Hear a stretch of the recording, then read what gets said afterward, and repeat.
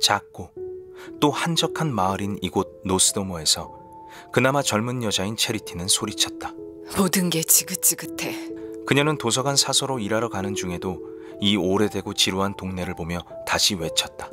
모든 게 지긋지긋해. 하지만 그런 그녀에게 동네 사람들은 이야기했다. 너를 이 노스도모로 데려온 변호사 로열 씨에게 늘 감사하라고. 체리티는 일종의 무법지대인 산에서 태어난 사람이었다. 로열 씨는 어린 그녀를 안타깝게 여겨 그녀의 후견인으로 자신의 집에서 키웠다. 그런데 로열 씨는 그의 아내가 죽고 체리티가 나이를 먹자 한 번은 정신이 이상해진 것인지 그녀에게 결혼하자고 청했다. 당장 이 방에서 나가요. 늙은이의 노망이라고 생각해 그 이후로 체리티는 서둘러 돈을 모아 노스도모를 또 로열 씨를 벗어날 생각뿐이었다. 색인 카드 있나요? 체리티는 돈을 벌기 위해 지루하게 일하던 중 노스도모에서 보지 못했던 한 젊은이를 만난다. 건축가인 하니는 이곳 노스도모의 산간 지역에 오래된 집들을 공부하기 위해 온 것이다. 체리티는 그런 그에게 동네를 안내해 주겠다고 말한다. 저기 저 포큐파인 아래에 있는 저 집에 데려갈 거예요. 하니는 산에서 내려온 사람들이 사는 곳을 보며 되물었다. 우리를 집에 들이려고 할까요? 그 사람들은 내 말이라면 뭐든 할 거예요. 그렇게 둘은 시간이 지날수록 가까워졌고 체리티는 기뻤지만 동시에 언젠가 하니가 떠날 거라는 생각에 불안함을 느낀다.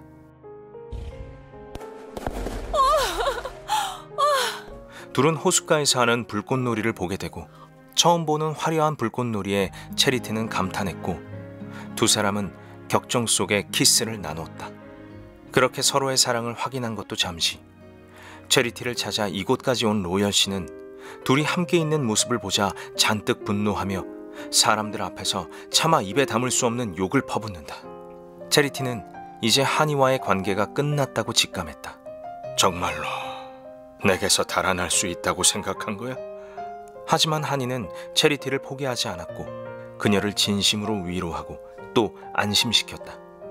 그렇게 시간이 조금 지나 로열 씨가 노스도모 마을 고향맞이 주간 행사를 위해 읍사무소 강당에서 연설할 때였다. 여러분, 제 말을 믿으십시오. 우리가 살고 있는 곳에 도움을 주는 가장 좋은 방법은 바로 우리가 여기에 살고 있다는 사실을 기쁘게 생각하는 겁니다. 체리티에게 욕을 퍼붓던 모습은 온데간데 없이 근엄하고 기품 있는 모습이었다. 그런 로열 씨의 모습 뒤로 체리티는 보고야 말았다. 하니가 다른 젊은 여인과 정답게 이야기를 나누고 있는 모습을. 체리티는 읍사무소에서 펼쳐졌던 광경을 잊지 못한 채 폐가에서 하니를 기다렸다. 하지만 문을 열고 들어온 건 하니가 아닌 로열 씨였다. 체리티, 그가 곧 오겠지. 곧이어 들어온 하니를 보고 로열 씨가 물었다. 이 집이 결혼해서 체리티 양을 데리고 올 집인가? 하니는 그 물음에 잠시 망설이다 이윽고 로열 씨가 나간 뒤 체리티에게 말했다. 잠시 이곳을 떠나 있어야겠어. 일을 정리하려고. 그러고 나서 다시 돌아올게. 그러면 결혼하자. 체리티는 하니의 목소리가 낯선 사람의 것처럼 느껴졌다. 그렇게 하니가 노스도모를 떠나고 체리티는 그가 다른 이와 이미 약혼했으며 일을 정리한다는 것은 곧 파혼한다는 말이라는 걸 알게 된다. 체리티는 그에게 편지를 썼다. 만약 당신이 다른 사람과 결혼을 약속했다면 그녀와 결혼했으면 해. 오히려 나는 당신이 옳게 행동했으면 하는 마음이야. 체리티는 그의 아이를 가졌음에도 그렇게 썼다. 그녀는 이제 자신이 난 곳인 산으로 돌아가고만 싶었다. 그렇게 산에 돌아가고 어머니의 장례를 치르게 된다. 장례를 치르며 그녀는 자신의 아이를 이곳에서 키울 수 없다는 생각과 함께 왜 어머니가 자신을 로열에게 내주었는지 깨닫는다. 그리고 얼마 후 처음 너를 데리러 왔을 때도 꼭 오늘처럼 이렇게 눈이 세차게 내리고 있었지. 로열 씨와 체리티는 돌아오는 길에 목사관에 들려 결혼한다. 그날 밤 호텔에서 혼란한 하루를 마치던 체리티는 잠을 못 이뤘고 로열 씨는 그녀를 안심시키려는 듯 불편한 의자에서 잠을 잤다. 다음 날 로열 씨는 체리티에게 옷을 사라며 돈과 시간을 줬고 체리티는 다시금 하니에게 편지를 붙였다. 나는 로열 씨와 결혼했어. 언제까지나 당신을 기억할게. 그녀가 돌아오자 로열 씨는 두 손을 들어 그녀를 반겼다.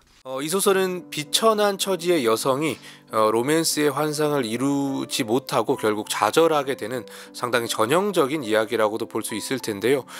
그것이 20세기 초 문명과 야만이 대립하던 미국의 초여름을 배경으로 펼쳐지면서 굉장히 이채로운 매력을 보여주게 됩니다.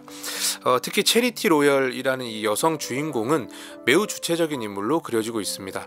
남성에 의해서 좌지우지 되는 것이 아니라 자신의 스스로 자신의 삶을 선택하고 있기 때문입니다. 처음 로열 씨의 결혼 제안에 단호한 태도를 보이면서 자신은 도시로 떠날 것이라고 선언하는 것이라든지 루시어스 하니의 배신을 끝내 담담히 받아들이는 장면 같은 것은 이를 잘 보여준다고 할 수 있겠습니다. 결국 어떤 삶을 살아가게 될지는 독자들의 상상에 좀 맡겨져 있는데요. 산에서 자신을 낳고 마을로 내려보낸 뒤에 쓸쓸하게 죽음을 맞은 어머니의 삶을 살게 될 수도 있을 거고, 또는 로열 씨의 충실한 아내가 돼서 동경하던 부인들의 삶을 살게 될 수도 있을 겁니다. 분명한 것은 이 체리티가 자신의 삶을 매우 당당하게 개척하리라는 것입니다.